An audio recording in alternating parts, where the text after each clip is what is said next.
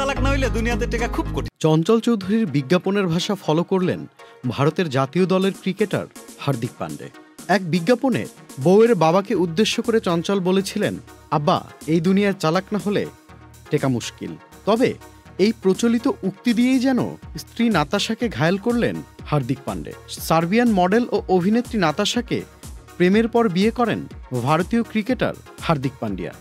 2020 সালের 31শে মে 7 পাকে বাধা পড়েন এই জুটি।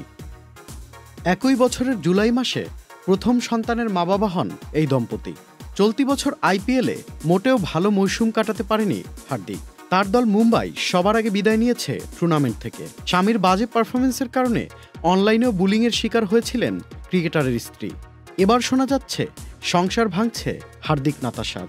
সামাজিক যোগাযোগ মাধ্যমে ছড়িয়েছে এমনই গুঞ্জন, যেখানে দাবি করা হচ্ছে হার্দিক ও নাতাশা দুজনেই একে অপরকে নিয়ে কোনো স্ট্যাটাস দিচ্ছেন না।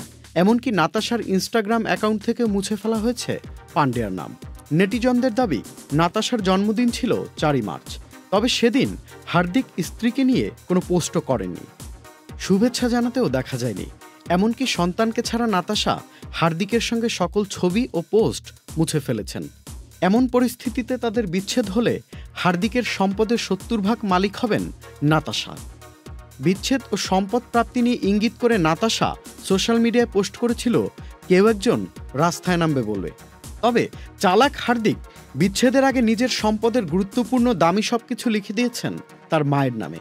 এ যেন একটু চালাক না হলে টেকা বড় মুশকিলের দুর্দান্ত প্রতিফলন। Tanvir Limon, channel I.